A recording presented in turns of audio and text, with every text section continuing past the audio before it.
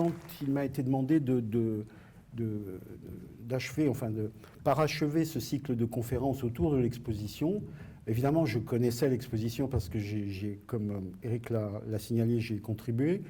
Je me suis attelé notamment à bien comprendre les choix des commissaires. J'ai été, il faut le dire, quand j'ai découvert l'exposition, j'ai été particulièrement agréablement surpris. C'est une très belle exposition, d'une grande richesse, qui montre, j'oserais dire, l'efficacité et l'esthétique pleine et entière de l'art de l'affiche depuis ses origines jusqu'à nos jours. Ça, c'est vraiment quelque chose de marquant. Et les choix subjectifs et assumés des commissaires, dont Vincent Perrottet tout particulier et Jean Schneider, n'ont en rien gâché le parcours. Au contraire, ça leur a donné un éclat singulier. Et je trouve que c'est vraiment quelque chose de notable. Je pense qu'il y a eu de nombreux échos de cette nature, parce que c'est pas un parti pris facile. On est rarement dans ce genre de démarche quand on a affaire à un matériel historique aussi ample et en apparence aussi hétérogène, dans la mesure où il y avait tout le volet collection du Tailly et puis les affiches contemporaines avec un large creux historique entre les deux. Alors moi, j'ai voulu prendre mon approche ce soir, enfin, vous proposer une approche plus historique, si on peut dire. Et à cet égard, avec tous les visuels qui m'ont été fournis, j'ai fait mon propre choix, qui est subjectif, mais en même temps s'attache à suivre une chronologie. C'est-à-dire que je suis parti de la plus ancienne, ou d'une des plus anciennes affiches qui est montrée, jusqu'à une des plus récentes. Et donc de voir qu'est-ce que cette distribution plus classique, mais en insufflant dans cette démarche des éléments subjectifs que je vais essayer de vous mentionner, ou en faisant aussi quelques découvertes que je vais essayer de vous souligner, eh bien je vais donc partir de ce postulat chronologique et historique pour essayer d'en tirer quelques suggestions, on ne va pas dire que ce sera des affirmations définitives, loin de là. C'est vraiment des suggestions, des remarques et une manière de réfléchir à cette exposition par un autre biais que celui qui est proposé dans la scénographie elle-même. Donc je commence par une des plus anciennes affiches en signalant une des particularités de l'art de l'affiche qui est vivifiée par l'exposition parce que les commissaires ont justement fait ce choix de pouvoir mélanger des affiches dites artistiques ou de signer des créateurs les plus célèbres et reconnus pour certaines, par exemple évidemment celle de Toulouse-Lautrec en premier lieu, comme faisant partie de l'histoire de l'art à part entière. Donc cette volonté des commissaires, des auteurs de cette exposition, de mêler des affiches anonymes, des affiches d'une qualité esthétique moindre, avec ces hauts lieux, ces fleurons de l'affiche artistique, m'a paru extrêmement intéressant. Et donc je commence par cette affiche-là, qui est anonyme, comme beaucoup d'entre elles qui émanent du fond du Tailly. Et cette affiche rappelle aussi combien cet art, l'art de l'affiche, en tout cas ce vecteur de communication, emprunte depuis ses origines, et on peut dire encore aujourd'hui, à tout le langage populaire visuel qu'on découvre dans les rues ou au détour d'imprimés les plus divers. Il s'agit ici d'un emprunt assez explicite à ce qu'on appelait les canards, c'est-à-dire des publications au XIXe siècle où on montrait les pires faits divers qui pouvaient se produire. Et donc, tout à coup, la réclame s'empare, s'approprie, détourne les canards ou probablement même a pu récupérer une gravure émanant d'un quelconque canard qui était diffusée parfois à des dizaines de milliers d'exemplaires. C'était la presse People ou la presse de faits divers de l'époque. Et donc, on avait très certainement ici affaire à une épouvantable défenestration qui devient une terrible affaire et qui devient en fait une réclame pour des pantalons.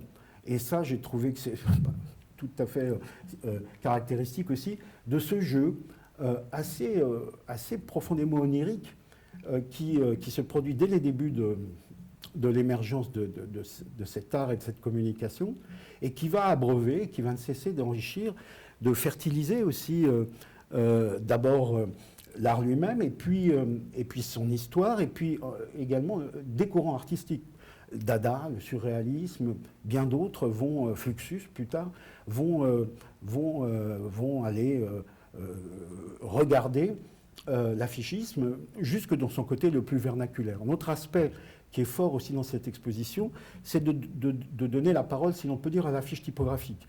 Là où la lettre domine, même s'il y a quelques éléments illustrés dans celle-ci, mais on sait qu'au XIXe siècle en particulier, au début de l'art de l'affiche, il y a eu énormément d'affiches purement typographiques à cause de problèmes divers et variés liés aux qualités d'impression, au tirage et aux difficultés d'utiliser la couleur dans l'illustration, et que cette efflorescence de l'affiche typographique accompagne durablement l'évolution du phénomène, et en quelque sorte va être aussi revue, appréciée par les continuateurs, par les artistes et jusqu'aux affichistes des 30 dernières décennies qui s'en sont parfois même directement inspirés. On voit ici donc une affiche de 1852 avec, vous voyez, tout un tas de déclinaisons d'ancrage qui sont de toute beauté, bien que c'est probablement des imprimeurs qui ont réalisé cette affiche, il n'y a pas eu de signature d'un quelconque graphiste derrière. Ici, c'est quelque chose de plus organisé, très caractéristique aussi de cette typographie américaine, anglo-saxonne en général, qui fait florès et qui reste dans la mémoire vive des courants artistiques américains. J'ai parlé de Fluxus, c'est notable chez Fluxus, mais on pourrait trouver 1000 déclinaisons à cet égard. Et on voit aussi cette profusion typographique comme si, par un courant sinueux, on ne se retrouvait pas loin de certaines régions, de certains parages. On a, durant le Big Bang numérique des années 1990 et 2000, on a eu recours, beaucoup d'affichistes ont eu recours à cette espèce de revival de la lettre image au sein de l'affiche. Ici avec une illustration, mais probablement un cadre typographique préalable pour l'impression. Autre élément notable des débuts, c'est l'émergence peu à peu d'une couleur qui est directement liée à l'appropriation de l'art de la lithographie et donc de sa mise en couleur sous la forme de la chromolithographie que, encore une fois, les anglo-saxons expérimentent en premier et que Jules Chéret va importer en France et qui fera de lui d'ailleurs le chef de file de l'affiche dite artistique jusque dans à la fin des années 1890. Ici, une affiche précisément de Chéret avec ses couleurs primaires, si l'on peut dire, ou tout du moins cet emploi de couleurs relativement restreint que permettait la lithographie colorée à ses débuts. Je ne parle même pas encore de points chromolithographiques à proprement parler pour cette affiche, mais c'est vraiment très caractéristique des années 1880. Ici, une affiche anonyme pour montrer cette espèce de répertoire qui se crée et les copiages ou les influences croisées qui ne cessent de se nourrir les unes les autres dès les débuts de l'opération affiche, si l'on peut dire. Ici, l'atelier Chéret, donc c'est aussi l'atelier, cette espèce de lieu de production d'affiches que deviendront certains grands ateliers, comme celui de Chéret, bien évidemment, mais aussi ensuite Capiello, donc des studios où on produit parfois 1000 affiches pour Chéret. Enfin, c'est le répertoire de Chéret et de cet ordre, mais aussi des affiches non signées de l'atelier ou de Chéret lui-même, mais qui émanent d'une impression que Chéret assurait pendant une période. Alors, vous voyez aussi le glissement progressif d'un rapport texte-image qui s'agence de mieux en mieux, qui dialogue de mieux en mieux en très peu d'années. On passe des cadres typographiques très beaux, mais très strictement réglementés, si l'on peut dire, à des systèmes de discussion entre des lettrages souvent dessinés, parfois émanant pour partie ou en totalité de caractères bois qui étaient utilisés dans un registre typographique. Et tout ça donne un tonus, une vigueur qui va en quelques années faire de l'affiche la reine des rues. On appelait d'ailleurs, selon cette expression, à partir des années 1880 jusqu'aux années 1950 d'une certaine manière. Ensuite, il y a eu une certaine déperdition, on en reparlera. Voici une affiche typique de la chromolithographie en action dans le cadre des créations de Jules Chéret avec une profusion tout à fait remarquable. Et puis, vous voyez des confrontations typographiques, un large usage aussi, dès les débuts, de lettres antiques ou linéales, souvent revues, corrigées, torsadées, bougées, modifiées selon les besoins de la cause, mais une fantaisie de la lettre qui peut aussi passer par la fantaisie de caractère bâton, qui n'était pas si évidente que ça à déployer. Ici, avec Grasset, une de ses premières affiches dans les années 1880, on a un autre rapport à la lettre fantaisie, une lettre très écrite, une lettre qui provient de ses propres recherches sur la lettre, même si la dite lettre a pu être adaptée ensuite dans l'atelier lithographique. Lettre calamique, dira le grand typographe Francis Thibaudeau, et qui est aussi également à l'origine d'un certain nombre de caractères typographiques, comme le Grasset, qui paraîtra en 1900 et qui fait un peu la signature du maître. Mais c'est des compositions beaucoup plus charpentées, beaucoup plus classiques et en même temps liées aussi aux préoccupations des art and craft anglais. Donc une influence qu'on ne voit pas sur le coup, si l'on peut dire, dans l'évolution de Grasset, qu'on va retrouver, mais qui se fait jour. Donc de multiples influences, de multiples sources qui sont en train de former un fleuve rapidement. L'affiche envahit le quotidien d'une façon tout à fait... c'est un véritable phénomène à partir des années 1870-1880. Et alors ces fameux anonymes qui s'amusent avec la lettre, qui dessinent à qui mieux des lettrages qui vont marquer les esprits. Les dadaïstes, par exemple, en parlent, Apollinaire aussi, cette espèce de profusion de la typographie depuis leur enfance, qu'ils ne cessaient de rencontrer dans les rues avant même donc, qu'ils aient fait leur premier pas artistique. Ici, un classique aussi de cette affiche un peu pas en délire, mais qui voisine déjà des visions surréalistes, avec, vous le voyez, toujours ces lettrages extrêmement recherchés qui viennent dialoguer avec des visuels qui, là, s'apparentent plutôt à la caricature de presse. Et c'est vraiment Chéret qui, à la fin des années 1880, réalise le premier La Synthèse, où on voit texte et images réellement complètement harmonisés pour faire une sorte produire une sorte de signe, malgré l'ensemble et la profusion de nombreuses de ces productions, une sorte de signe qui tient le mur, comme on disait à l'époque, et entre d'une façon quasi inéluctable dans les mémoires. Et donc c'est ce tournant de la fin des années 1890 est vraiment notable. C'est aussi la période japonisante qui se traduit en France par plusieurs expositions d'estampes que découvrent les artistes, dont certains groupes comme les Nabis vont largement auxquels ces artistes vont se référer.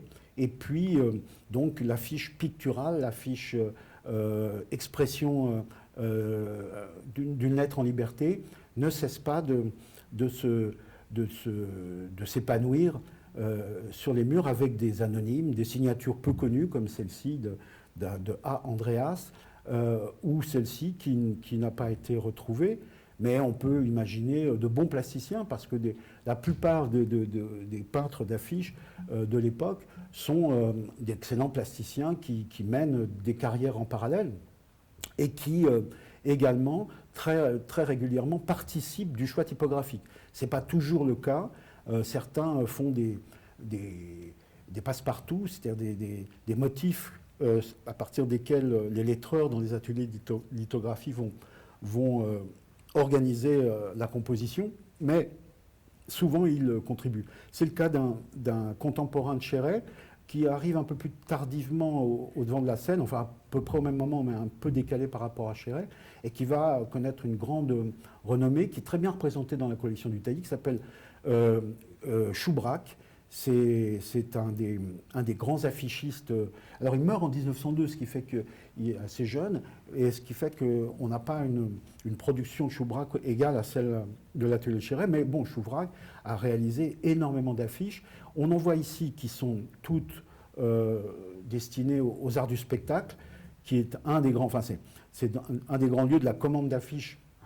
Ce sont les cirques, les music-halls, les cabarets, les théâtres, et énormément de lieux de cette vie intense que connaît en particulier Paris à la Belle Époque. On appelle ça donc de cette terminologie pour décrire ce moment assez exceptionnel où la fête semble être de mise, voire de rigueur.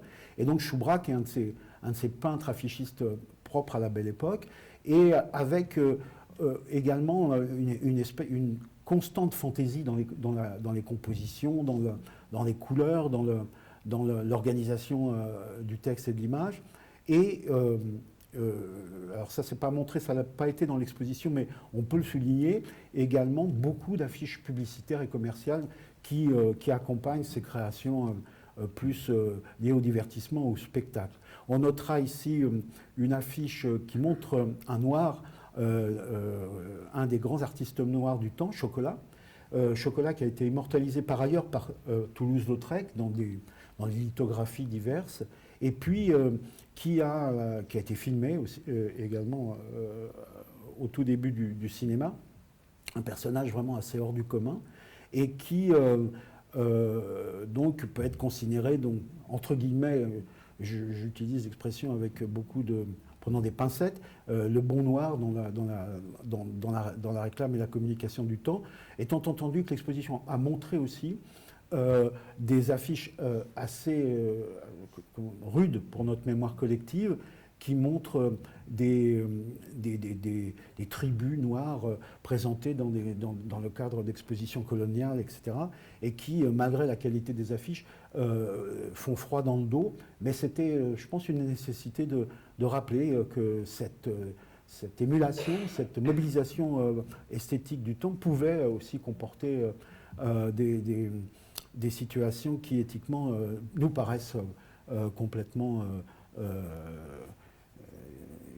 bon, bref, vous voyez ce que je veux dire, totalement déplacé. En tout cas, vous voyez cet univers du spectacle, cette profusion, est déjà là au tournant des années 1890. Ici, Henri Gray, qui est aussi un très grand affichiste de la période, très prolifique, plus un peintre de scène de genre un affichiste complet comme Choubrac. Ici, un inconnu au bataillon qui vient nous divertir de façon saisissante. Et là, une affiche pour des pantalons sur mesure. On ne sait plus trop où est le spectacle, où est la fantaisie, où est la fête. On peut s'en donner à cœur joie. C'est ça aussi que montre l'affiche. Hein.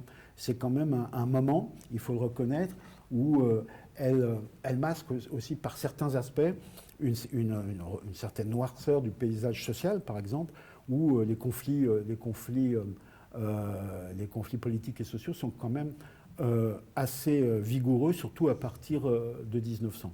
Voici une autre affiche de réclame commerciale pour du pétrole. Et donc on voit qu'il n'y a pas de césure, de différence majeure entre l'affiche culturelle pour des livres ou pour des publications, comme Grasset les affectionne, des affiches plutôt pour on dirait sociales, il n'y a pas vraiment, à part quelques affiches déjà de Steinlein, mais on a une espèce de mélange de commanditaires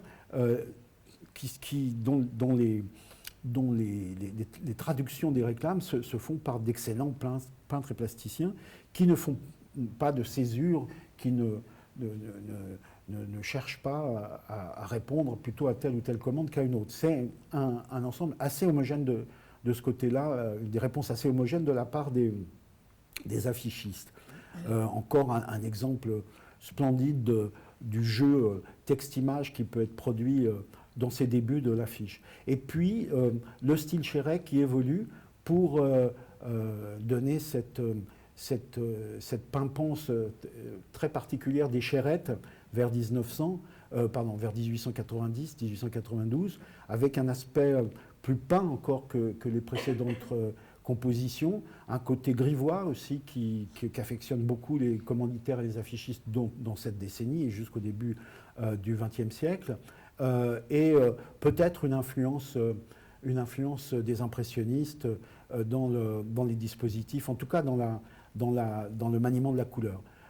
Ceux qui vont transmuter la situation sont pour l'essentiel regroupés autour de ce courant qu'on appelle les NABIS, les NABIS, qui forment plutôt un groupe de pensée qu'une réelle école plastique. Ce sont donc des plasticiens. Un des principaux d'entre eux et un des penseurs du mouvement, proche en tout cas du mouvement, c'est Maurice Denis. Donc voici une de rares affiches et où on voit que cette affiche, si elle est dans les canons antérieurs, s'en distingue par une volonté de sobriété, de recherche presque ascétique si l'on compare à ce qui a été montré auparavant, mais qui s'inscrit quand même dans cette veine art nouveau qui va faire florès pendant la décennie, en tout cas pendant une bonne quinzaine d'années, à savoir le côté la femme, la représentation féminine, qui est quand même très très présente dans les affiches de cette période, et les floralies, l'arabesque, ou tout du moins les courbes très, très marquées, sans aucune accentuation, sans aucun superfétatoire chez Maurice Denis, et qui ouvre en vérité également, si on voit le côté, la réserve, c'est-à-dire les parties blanches non imprimées, à des recherches sur la profondeur, sur la plate couleur réellement singulière. Et la grande rupture est opérée à partir de 1891-92 par Toulouse-Lautrec. On a là vraiment, et l'exposition le montre, même si les affiches de Toulouse-Lautrec ne sont pas groupées, et justement c'est ça qui est, à mon avis, très intéressant, on a un créateur qui n'impose pas un style, mais qui donne à l'art pour lequel il va réaliser 31 œuvres de 1891 à 1901, pendant une décennie seulement, il lui donne ses lettres de noblesse. On peut pas, moi je pense que Cheret, même s'il a été en son temps extrêmement adulé, porté au nu, n'est pas justement porteur de ces lettres de noblesse que Toulouse-Lautrec va conférer à l'affiche dès lors. Et ces lettres de noblesse sont inscrites dans la mémoire de tous les créateurs depuis lors. Personne n'a vu une affiche quelconque, quelle qu'elle soit, sans y déceler éventuellement une référence, une inspiration liée à Lautrec. Vous voyez que les aplats de couleurs, les cernes, la puissance du rapport texte-image, le dessin de la lettre, cette espèce de lettre en liberté que pas sur toutes les affiches, mais dans beaucoup d'entre elles, que Lautrec adopte, la déconnexion, si l'on peut dire, de la perspective classique. On n'est pas encore dans une rupture absolue de la perspective, mais on est déjà dans cette évolution qui mène au modernisme. Et puis avec des fantaisies, des cadres absolument stupéfiants, un usage vraiment parfaitement maîtrisé de la réserve, la partie non imprimée de la création. Et même quand il travaille pour quelque chose de beaucoup plus... où c'est plutôt une illustration qu'il donne pour l'affiche en question, et où le matin, par exemple, c'est évidemment pas une typographie, puisque c'est un journal quotidien qui commandite l'affiche, n'est pas une typographie qu'il a réalisée. Même dans ce cas, on voit bien toute son efficacité. Et Et son efficacité va également dans sa capacité à couper des cadres ou à resserrer des cadres de façon improbable, quasiment irrévérencieuse. Rarement on voit une affiche de Lautrec sans qu'il y ait une coupe quelconque, étrange, qui la positionne comme décalée par rapport au processus existant avant lui surtout. À noter, je le dis régulièrement à mes étudiants, mais ça m'a vraiment marqué quand j'ai lu une biographie de Braque, que Braque et Picasso, dans leurs ateliers parisiens au tout début du XXe siècle, à une époque où ils n'étaient pas encore lancés dans la révolution cubiste, guettaient le passage des couleurs d'affiches le matin, surtout pour essayer de récupérer des affiches de Lautrec. Donc tout jeunes, ils étaient fascinés par la force que recelaient ces affiches. Et il y a une photographie de Picasso avec une affiche de Lautrec dans son atelier. Dans cette veine, on a d'autres grands créateurs qui sont montrés, qui sont représentés dans la collection d'Italie et bien exposés ici, à savoir Pierre Bonnard, qui, vous le voyez, lui également travaille de façon absolument remarquable sur la réserve, ou Evenepoel, un Belge qui vient s'installer à Paris, qui est un peu dans la suite de ces propositions, même s'il est un peu plus recadré Art Nouveau. Et ici, Hermann Paul, qui est également un remarquable maître de la réserve, ou dans un style plus symbolique et un peu plus allégorique, Defeur, Georges Defeur, ou encore Grune, qui est un des grands affichistes aux côtés de Lautrec, illustrateur de revues anticonformistes, voire anarchistes. Lautrec, Grune et quelques autres, Ibels, fricotent avec les anards à cette époque-là, dans certaines revues, que visite régulièrement la police. Il y a un aspect aussi très contestataire, par certains aspects, par certains côtés de l'art de l'affiche. Donc, des déclinaisons diverses et variées, naturalistes avec Lucien Métivet, pour Eugénie Buffet, Les Ambassadeurs, et notre Grasset, pas national puisqu'il est suisse, mais cette espèce de permanence qu'assure Grasset dans l'évolution de l'art de l'affiche, avec alors certes, il décentre de plus en plus dans ses compositions la typographie, la lettre, et crée donc quelque chose de différent de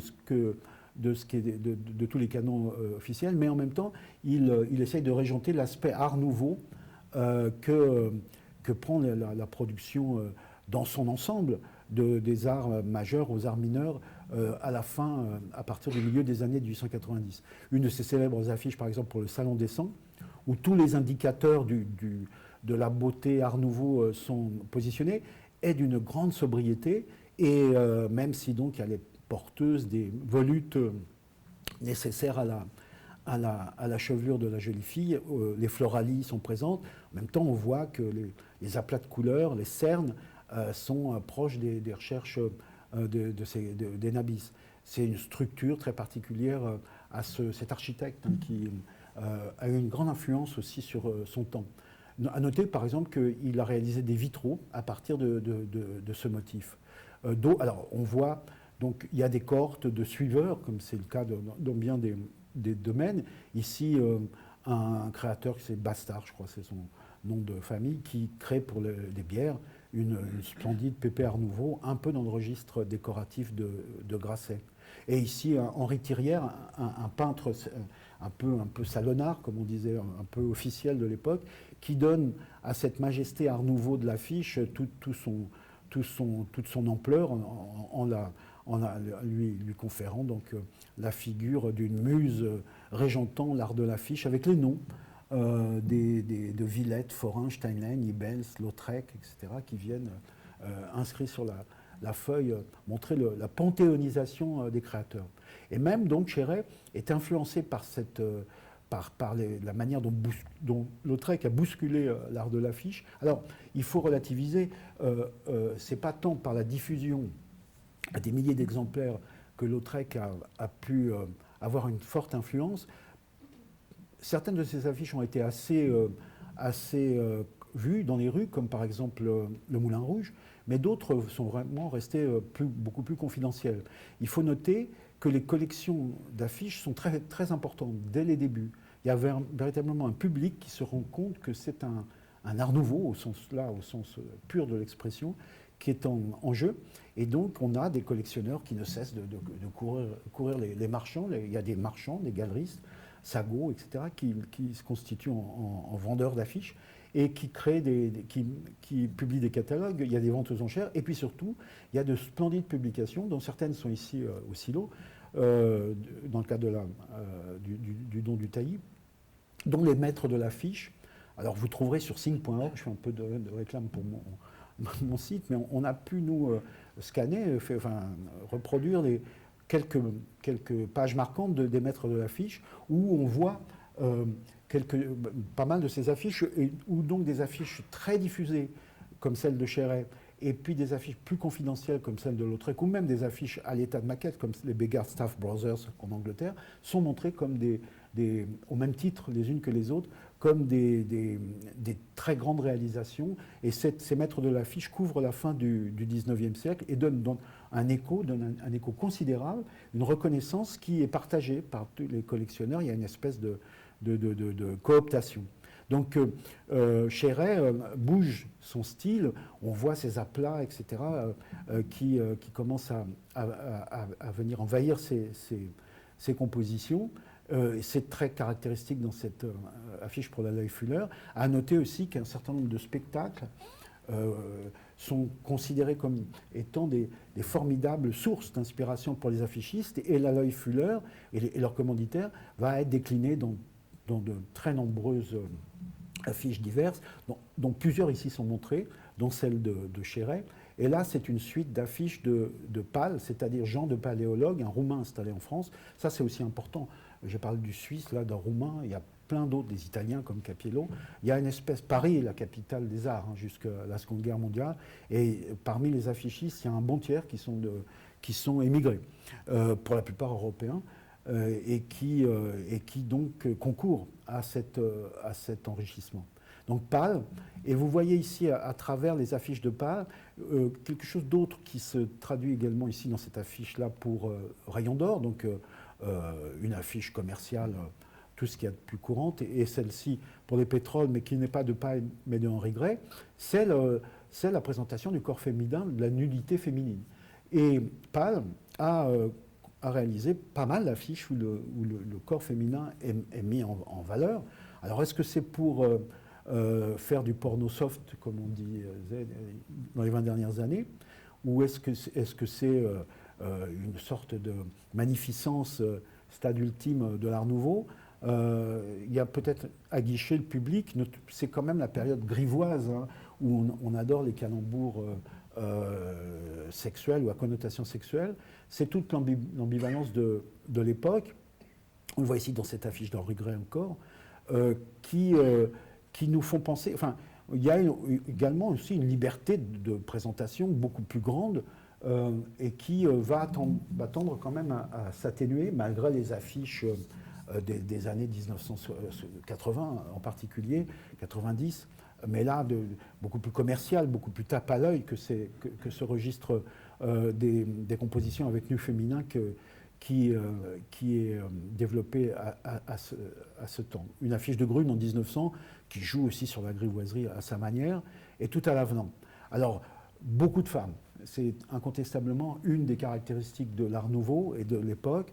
On peut refaire le parcours et le noter.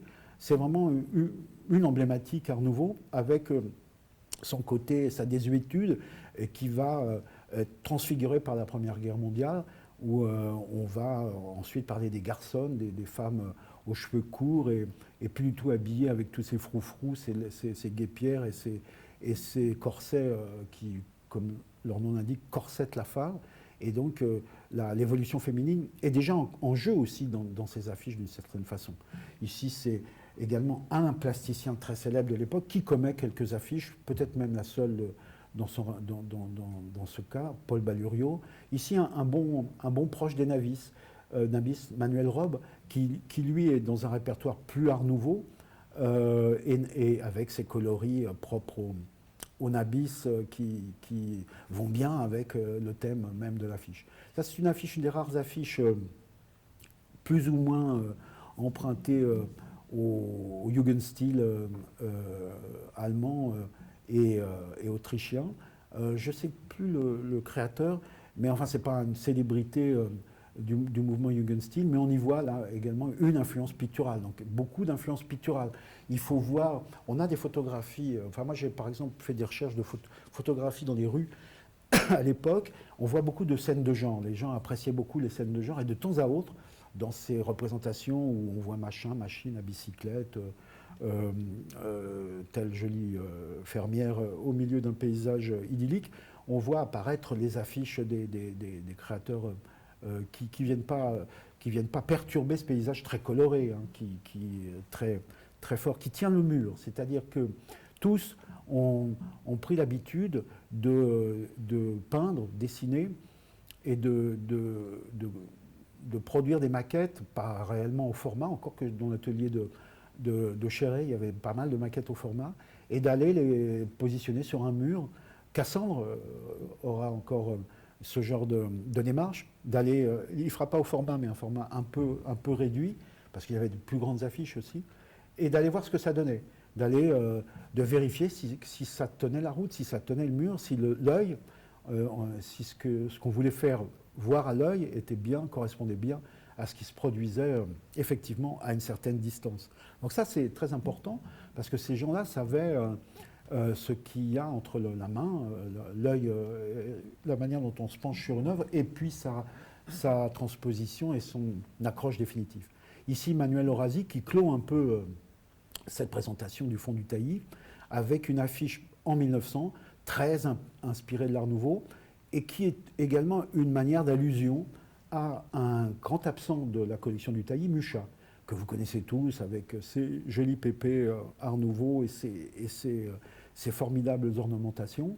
On a un côté, un modelé un peu du personnage qui s'apparente, même si Orasi a un style vraiment à lui, qui s'apparente à Mucha, qui effectivement donne en quelque sorte les derniers feux de l'Art Nouveau dans les...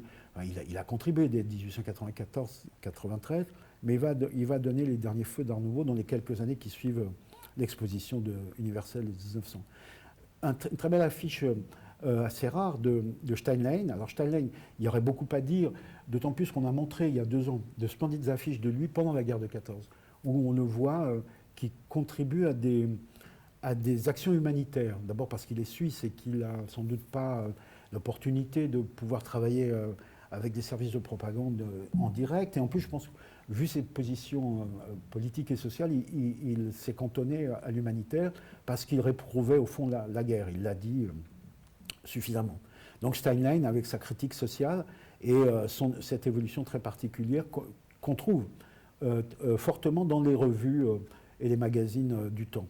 Bon, et puis cette affiche commerciale très caractéristique en 1900 de cette espèce de massification enfin plus exactement des présages des loisirs, du divertissement, de la massification de la vie et des vacances aussi bien que des produits les plus divers. Ici, Henri Gray, alors c'est intéressant de voir cette affiche pour le Touquet avec un personnage local, très caractéristique de la fin 19e, et alors que pour la Grenouillère, il a fait une affiche beaucoup plus rock'n'roll, si l'on peut dire pour autant. Et les fameux anonymes qu'on croise tout au long de la période et qui vont donner aussi, en Allemagne par exemple, naissance, d'une certaine façon, contribuer à la fiche objective qui va s'épanouir dans les années 1905, avant même la Première Guerre mondiale, c'est-à-dire de vraiment de cesser de mettre en valeur par des figures, par des faire-valoir des produits, mais justement de montrer les produits eux-mêmes, de montrer dans la plus grande simplicité des produits ou des signes. Les Français ne prennent pas trop cette orientation, en tout cas ils ne l'ont pas encore en 1900.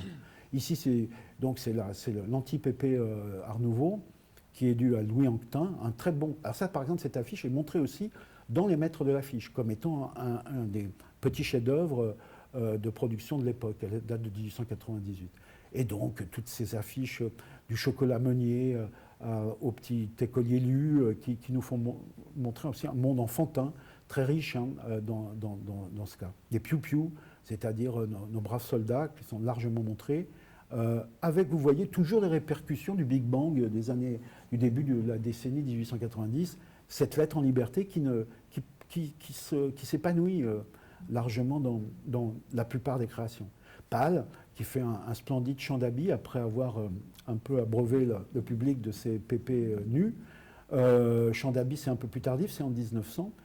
À noter aussi que l'affiche devient, pour les créateurs, par exemple pour les cinéastes au XXe siècle, un lieu de ressources.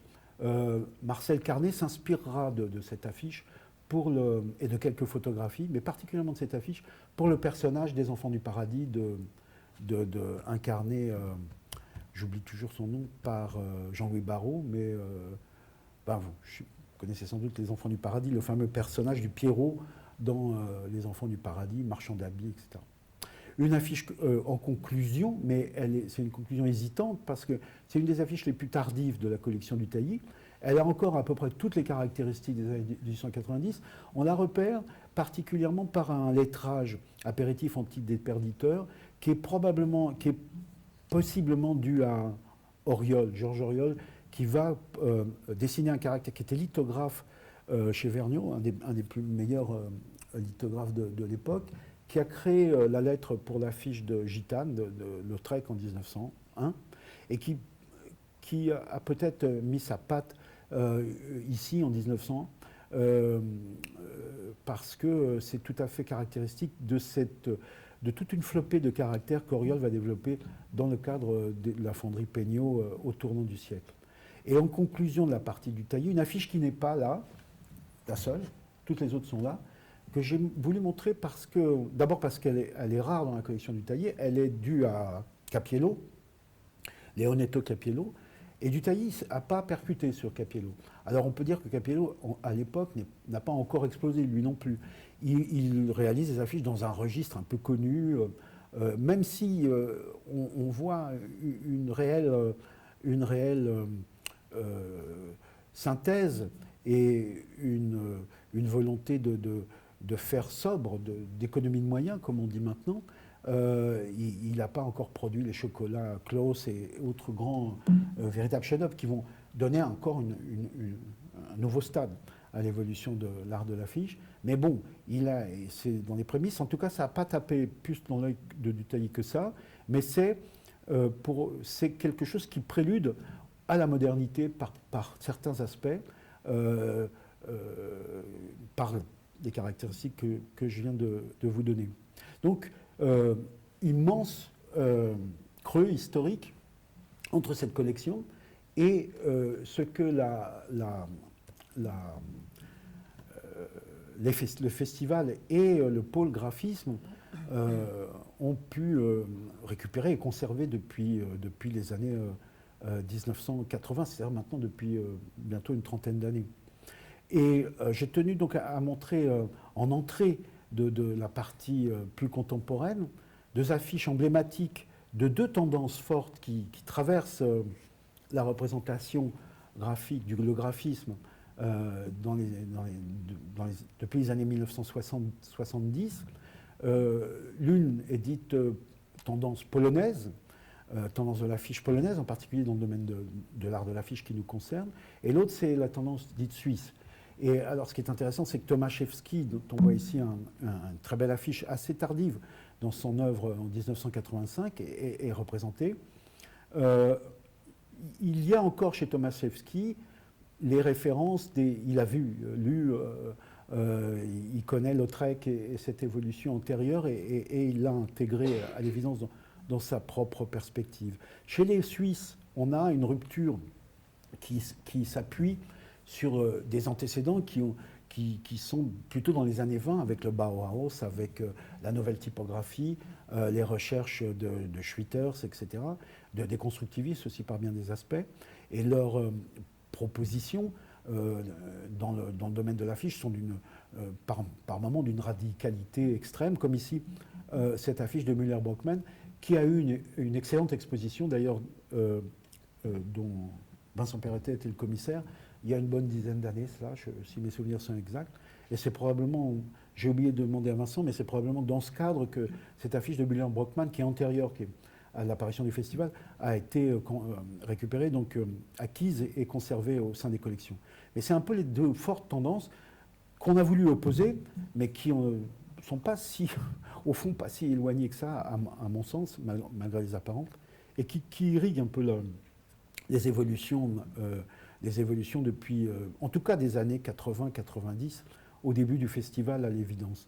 Et on voit également que nombreux affichistes, en particulier les Suisses, se sont intéressés à essayer de faire la synthèse et également de jouer sur le clin d'œil, sur le regard rétrospectif. C'est le cas de Bruno Monguzzi, qui est largement représenté dans l'exposition, un affichiste suisse, enfin de suisse-italien, mais suisse dans ses fibres, dans sa formation, et qui a souvent, comme d'autres, cherché à saluer ses prédécesseurs. Donc on a des saluts qui correspondent à cette époque qui n'est pas conservée à Chaumont. Ici, c'est évidemment des affichistes comme Sarovetsky et d'autres qui sont salués par Monguzzi, c'est-à-dire les années 20-25, de Stiel, etc. Donc il y a tout cet aspect très riche, très foisonnant, et qui est intéressant d'aller fouiller et de voir que les interactions et les interférences sont nombreuses.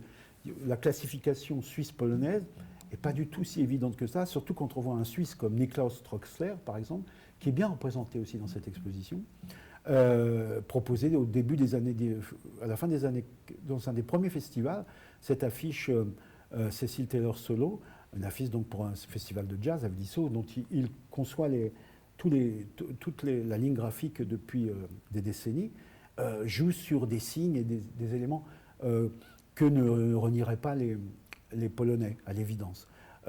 Et puis, la tradition de l'Est, très influencée par la Pologne, peut aussi jouer sur des formes d'expression minimalistes très puissantes, même si elles sont figuratives, comme ici le Hongrois István Orosz, qui est montré au début des années 1990. En tout cas, ce qui est intéressant dans ce qu'on peut découvrir ici, c'est l'émergence d'un courant d'affichisme japonais très, très fort qui va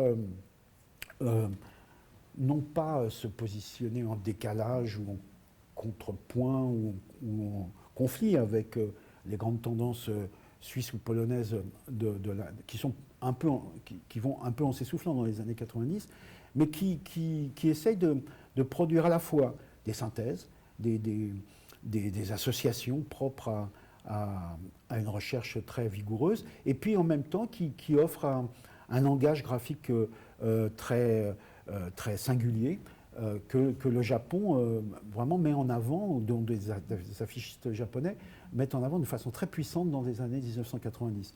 À noter donc ces créations de Koichi Sato, avec des matières, des recherches sur la photographie aussi, qui n'est évidemment pas présente dans la collection du Taillé, qui va commencer à s'inscrire dans les affiches contemporaines, ou ici Tsumoto Su, excusez-moi, je lis certains noms parce que je n'ai pas tout en tête, et puis bon, on voit les liens que l'exposition dévoile quelque peu, en tout cas les présume, et là on voit chronologiquement que cette affiche de l'allemand Holger Matisse est très proche des recherches des Japonais. C'est vrai que pas mal d'affichistes allemands, Matisse en particulier, j'en pense à un autre dont j'ai plus le nom en tête, vous m'excuserez, on fait le voyage du Japon à cette époque-là, et il y a eu un dialogue avec le monde du graphisme japonais. Bon, mais on a aussi, c'était tout l'intérêt du festival, de plus en plus de pays, de créateurs, de courants. Alors, ce n'est pas des courants nationaux, parce qu'il ne faut pas non plus chauviniser l'affiche, mais par exemple, le Finlandais Kari Pipo, qui réalise des affiches que ne renierait aucune des tendances en jeu. Et puis cette affiche extrêmement expressionniste vient montrer, au début des années 90, une tendance très forte du graphisme en France. Elle est due à NTE, nous travaillons ensemble, dont un des principaux protagonistes, Alex Jordan, a longtemps contribué à l'évolution du festival. Mais c'est vrai qu'elle se situe dans une évolution propre à Grappus et à ses successeurs aussi par bien des aspects, et fait passer l'école polonaise, lui insuffle quelque chose de différent. Mais bon, quand on compare, alors là j'ai fait des choix subjectifs, mais ils sont liés aux années aussi.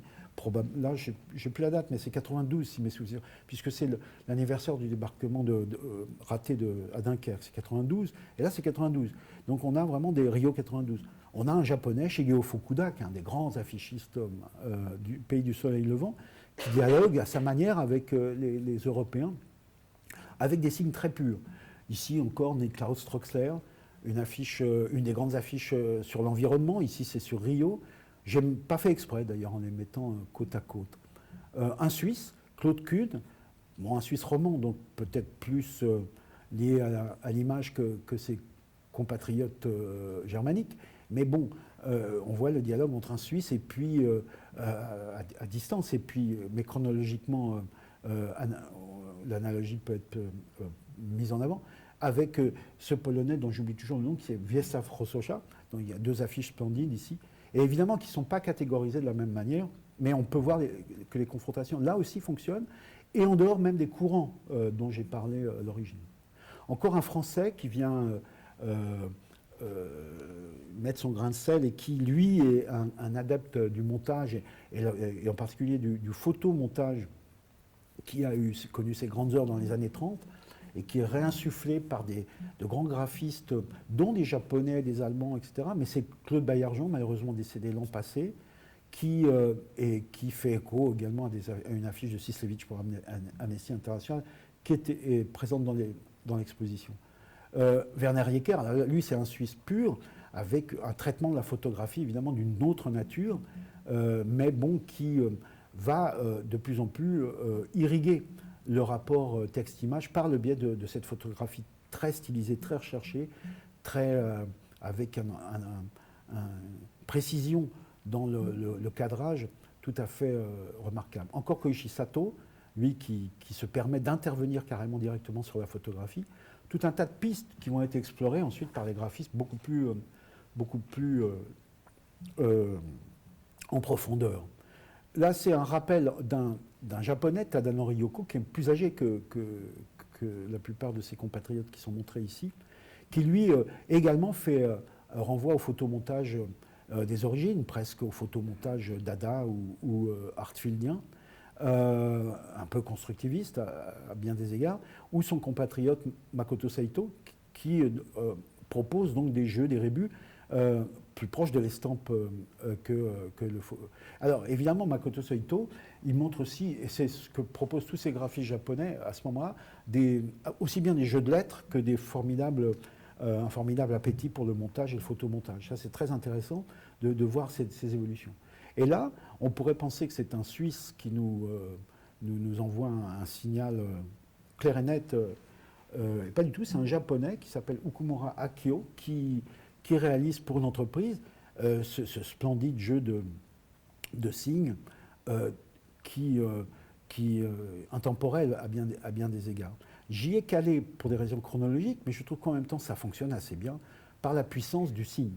C'est vraiment une période où on a un peu une espèce de réponse d'un certain nombre d'affichistes, dont les Japonais, les Français aussi, un peu tous, ils sont en fait bousculés par un phénomène qui est peu montré ici dans les collections à Chaumont, on s'en est un peu défié à l'évidence, c'est l'aspect de nouvelle typographie américaine qui entre en jeu et qui propose un peu il faudrait faire un véritable bilan de ces évolutions, certains ont commencé à la faire, un peu le pire et le meilleur, de David Carson à émigrer, de J'en passe et des meilleurs, de Rudy van der Lans, donc à Jeffrey Kiddy.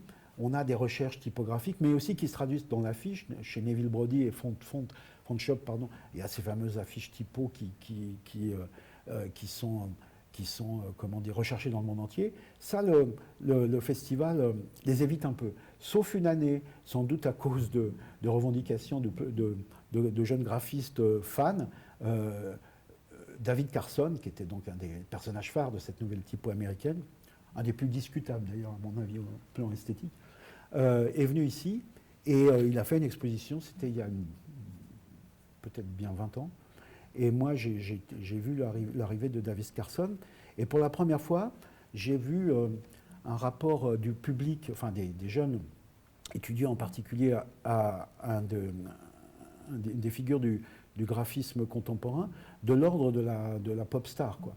Il y avait 500 personnes qui s'étaient groupées au moment de son arrivée à la gare. Et j'ai entendu des jeunes filles qui criaient comme quand les Beatles faisaient un concert. Donc, j'ai jamais revu la même situation à Chaumont, mais ça donne un peu une. Alors après, ce mouvement-là, il a un peu disparu dans les sables, bien qu'il y ait des choses intéressantes. Et Émigré n'a pas complété les créations de Suzanne Alico, mais c'est plutôt au plan typographique. Ça a moins marqué l'affiche. Peut-être Chaumont a eu un certain discernement en privilégiant cette puissance du signe. Ici, quand même, dans le cadre de l'exposition, vers 1995, une allusion à cette profusion typographique, cette espèce d'esprit de manipulation aussi des ordinateurs, des premières possibilités offertes par la trilogie des logiciels. Ces scients qui effectivement méritent un salut, d'abord parce qu'ils ont été montrés ici, exposés, et parce qu'ils sont... c'est un atelier berlinois de première importance, parce qu'ils ont su tirer les conséquences un peu très tôt du numérique, avant même que les dérives soient complètement bon, enfin bref, vous voyez ce que je veux dire. Alors, à noter aussi que dans ces affiches de la milieu des années 90, une expressivité très forte d'un certain nombre de créateurs un peu hors du commun, un peu, qui font penser à des créateurs comme Franz Masrel au début des années 20, etc., qu'on ne trouve pas ou peu chez Dutailly. Un expressionniste, alors c'est assez allemand, ça c'est Henning Wagenbreit, qui a réalisé plusieurs affiches qui chevauchent le monde de l'illustration, l'illustration du livre aussi d'une certaine façon, et l'art de l'affiche, qu'il maîtrise quand même très nettement. Étonnamment, donc on a ici un Allemand qui est d'un expressionnisme qu'on pourrait rapprocher en tirant un peu la ficelle vers la tendance polonaise, et ici un Polonais qui fait une affiche de nature suisse, si l'on peut dire, Lech Drwęski, à la fin des années 90, qui joue avec les signes et les codes du graphisme contemporain. Et les Américains, alors ils ne sont pas si présents que ça, donc j'ai dit au moment de leur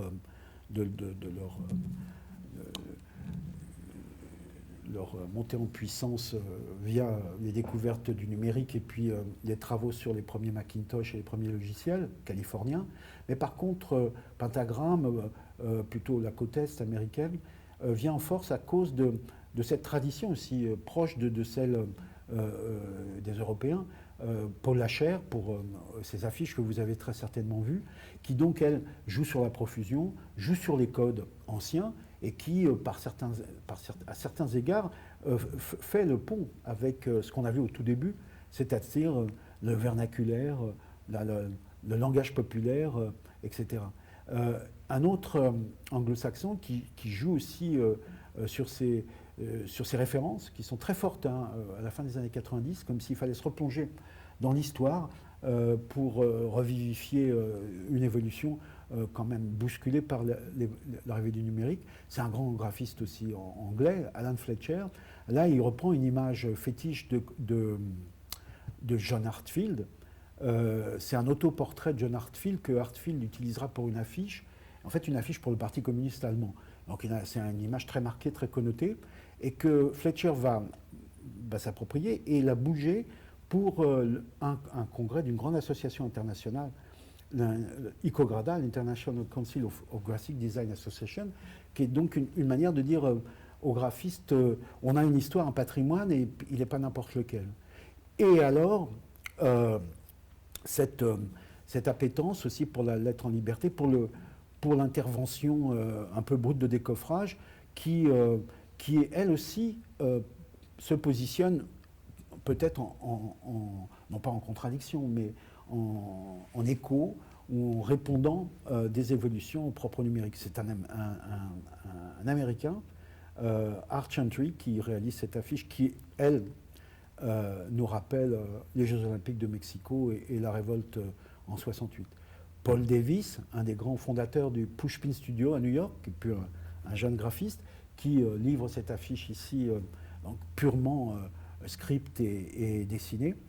Ou alors notre Italien national, il y en a peu malheureusement, Leonardo Sonoli. J'ai vu son affiche là-haut sur le mur, elle est mise à l'extérieur. C'est donc le jeu typo photographique qui vraiment reprend vigueur très fortement à la fin des années 90, début des années 2000. Michal Báthory, toute une évolution du graphisme français qui va, au début des années 2000, vraiment donner sa complétude, que ce soit au plan de l'affiche néo-polonaise, comme celle de Báthory, qui lui est vraiment dans la veine originelle, avec ce travail sur la photographie elle-même, que ce soit sur la lettre pure, avec ses interventions, ou la typo-photo, ces interventions des MM qui sont bien montrées ici. On a une fantaisie, une profusion qui utilise aussi les ordinateurs désormais, mais qui ne tombe pas dans les pièges des images toutes faites, avec Appellois aussi, ces matières, ces recherches des années 2000. En tout cas, c'est encore une fois les Suisses qui vont aussi donner vraiment le ton dans le domaine de l'affiche d'une recherche sur la matière, on pourrait dire presque sur l'écran devenu affiche ou inversement. Donc on a des séries qui sont montrées ici, un peu éparpillées parce qu'elles ne sont pas dans le même cadre, et rapprochées chronologiquement, qui sont intéressantes. Comme ici, Melchior Imboden, qui est vraiment un graphiste suisse de premier plan depuis une vingtaine d'années, puis surtout Ralf Schreivogel, où il y a une très grosse collection d'affiches que je vous conseille de voir, parce que c'est vraiment des affiches objets, quoi. C'est de la matière, de la sérigraphie. Donc on retourne presque aux fondamentaux. On voit souvent des passerelles. Hein. Alors soit des passerelles avec l'art originel, les sources vives des débuts, soit avec des parties non conservées ici, les années 20, le modernisme, les débuts de la typophoto. Avec Schreivogel, on a quand même un clin d'œil par le biais de ses recherches sur les encres, sur la sérigraphie, les couches et les couches d'impression, avec les liens avec la lithographie d'origine. Et ici, un autre Suisse, Martin Woutli. Mais ça, c'est une affiche. Alors, on notera aussi l'absence de plus en plus caractérisée d'affiches commerciales. Alors, il y a eu des débats, on n'a pu finir ici sur pourquoi pas d'affiches commerciales et tout ça. Est-ce que c'est une volonté vraiment stricte, pure et dure des directeurs artistiques? Est-ce que c'est parce que vraiment l'affiche commerciale, c'est de la daube? Est-ce que c'est parce que vraiment dans le domaine socioculturel, surtout culturel, c'est ce qui fait, c'est là où l'art peut s'épanouir, parce que, etc. Et on pourrait sortir 36 feuillets, enfin facile, 36 ouvrages, 36 brochures sur les débats qui ont pu se produire. Toujours est-il que, de fait, il y a très peu d'affiches commerciales qui ont été récupérées. Et donc, on a affaire à une affiche dite culturelle ou socio-culturelle qui domine. Mais ce n'est pas pour autant qu'elle, un peu comme le rapport de Lautrec et d'Enabis à l'ensemble de la production, qu'elle n'a pas influencé, que cette production-là, même plus limitée que l'affiche en général, n'a pas influencé l'ensemble de la création durant une époque. Alors que ce soit le minimalisme d'un Suisse comme Mendel, qui est classé ici à cause du jeu sur les formes et sur les matières, mais on voit que ce jeu sur les matières, ça renvoie aux problématiques d'un Lautrec ou d'un Maurice Denis même, sur la partie non imprimée d'une affiche. Là, c'est par le déchirement, des choses de cette nature. D'autres cas nous renvoient à la profusion. Donc, tout le répertoire est égrené et parcouru, et c'est en ça qu'il est riche. Ce n'est pas parce qu'il n'y a pas forcément tel ou tel commanditaire.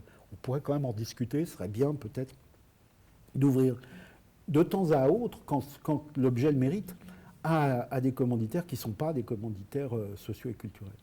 On notera que les Russes, par exemple, qui commencent à venir désormais de façon pleine et entière dans les festivals, ou montrer en France que, par exemple, au Havre, ou ici, ils ont été aussi.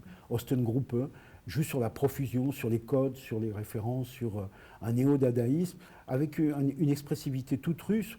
Le constructivisme aussi est présent. Enfin, bref, on joue avec les canons officiels de l'affiche, et ça marche quand c'est bien tenu et que c'est d'excellents graphistes de cette nature. Et ça peut aussi bien concerner le monde culturel que des affiches plus commerciales dans les opportunités qu'ils ont eues de réaliser. La profusion ici, c'est étonnant d'avoir cette contemporanéité, simultanéité des productions Austin Group ou de Vincent, ici à Chaumont, qui joue la profusion aussi, et qui nous renvoie, lui également, à des clins d'œil sur le vernaculaire, l'affiche popu des débuts. Ça marche toujours, c'est quelque chose de particulièrement intéressant, que ces explorations ne cessent pas, et qu'à chaque fois, elles vivifient, donnent un degré de plus. C'est le cas, par exemple, des expérimentations de Pierre Dichulio, qui, évidemment, paraissent improbables à part un teasing invraisemblable d'une grande marque de je ne sais trop quoi, mais pourquoi pas, après tout. Ça, c'est ses propres expérimentations, ses recherches extrêmement intéressantes sur la visibilité, la lisibilité, les connotations, etc. Encore celle-ci de Fanette Meignier sur les moyens même de l'affiche, avec la réserve, là, pour le coup, jouant sur un jeu de précisément, un trompe-l'œil affiché qui fait les beaux jours des évolutions de l'affiche. Enfin, un Matthias Schweitzer, un Français également, qui, en 2007, renoue avec une espèce d'expressivité qu'on a vu un peu en 1900, mais avec des variations et des zestes, des touches d'ordinateur tout à fait singulières. On notera quand même que des grands affichistes ont pu conférer à l'affiche publicitaire des lauriers d'importance, puisqu'ici, Stéphane Zagmeister, c'est pour Levis ou c'est pour les Rolling Stones qu'il a œuvré, et cette affiche-là mérite à tous égards d'être montrée dans cette exposition et dans le cadre d'une représentation de l'affiche. Alors, pour les dernières décennies, j'ai trouvé un peu plus faible, mais peut-être c'est moi qui étais aussi un peu fatigué, je ne sais plus très bien, sur le travail. Alors, j'ai trouvé par exemple cette affiche intéressante de Kum Jun Park, parce qu'elle joue sur une certaine abstraction typographique qui manque pas d'intéresser les étudiants contemporains, sur les matières aussi, que les graphiquants vont, eux, exploiter dans cette affiche qui n'en est plus une, mais qui est un signe une représentation, ou ces travaux de Techner qui sont contemporains, Frédéric Techner qui nous a quittés au mois de juin, et qui a su vraiment lui aussi vraiment extraordinairement travailler sur la matière, même la matière de l'affiche, de l'impression, les couleurs et les signes qui peuvent se produire. Et de le confronter avec une affiche publicitaire qui probablement faisait partie d'un teasing pour de l'eau gazeuse, qui marche très bien en tant que telle. Vincent Perrottet et Annette Lenz pour la filature, avec, vous voyez, ces jeux de lettres toujours aussi probants, qu'on trouve aussi chez Pfeffli, dont j'aime beaucoup le travail, encore un Suisse, et vous m'excuserez, mais ils ont fait des choses remarquables. Et puis Pierre Bernard, Pierre Bernard, il y a beaucoup d'affiches de lui, je voulais lui rendre hommage avec cette affiche très caractéristique de sa démarche, la simplicité du langage, et faire populaire, c'est quelque chose qu'il faut savoir vraiment bien maîtriser, sinon on tombe dans le populisme, et ce n'est pas le cas de ce que faisait Pierre Bernard, à l'évidence. Enfin, Schreivogel, qui lui aussi, quand il s'agit de toucher à la lettre, réalise chaque fois des exploits. Et puis un autre Allemand encore qui fait un joli jeu sur les dés. Ah non, si, alors je ne sais plus comment il s'appelle. Tobias Wenig, sur les découpages. Et enfin encore Schreivogel. Non, c'est Pfeffli, pardon. J'ai mis celle-là parce qu'elle est jolie, et puis en plus c'est du Futura que j'aime beaucoup, et c'est une des belles affiches distribuées selon l'organisation que permet cette lettre. Flag, j'ai cette espèce d'affiche un peu 68 Ardes, affiche coup de gueule, énorme. Alors c'est un peu l'opposé, puisque c'est des Suisses beaucoup plus expérimentant les matériaux, la profusion à leur tour. Et cet étonnant personnage qui a fait l'objet d'une splendide exposition ici, Richard Nissen, le Hollandais, qui fait faussement du suisse et irrégulièrement de la création plastique pure, qui nous entraîne dans des univers, véritablement dans un dialogue avec l'affiche à tous les sens du terme. Un splendide travail d'un Russe qui s'appelle Anatoly Krashenko, et en conclusion, encore Stéphane Bundy, donc, qui joue sur le photomontage et la typophoto, Eric Brechbuhl aussi, encore un Suisse. Ils ont quand même ils savent y faire, hein, souvent. Et pour conclure, deux que je ne connaissais pas et que j'ai souhaité installer, non, ça c'est Matthias Schweitzer, mais ça c'est une recherche quasi de plasticienne de sa part, et c'est très bien d'ailleurs que ça puisse donner lieu à ce genre de... Oui, c'est ces deux-là. Simon Roth, c'est un Allemand. J'aime beaucoup ce travail assez classique, assez suisse, comme on disait au début, mais qui, à bien des égards, fait monter en puissance le message. Et puis enfin, celle-ci, parce qu'elle est due à un Belge, Bart de Beitz, et qui a travaillé cette affiche au moment des événements d'Égypte, au moment de la révolution, de l'insurrection, du soulèvement du peuple égyptien contre le dictateur. Et donc ils étaient sur place et ils ont essayé de transcrire par le biais de l'affiche à cette époque-là le phénomène. Et ils ont produit donc une série d'affiches de cette nature qui a été conservée ici. Voilà mon point de vue.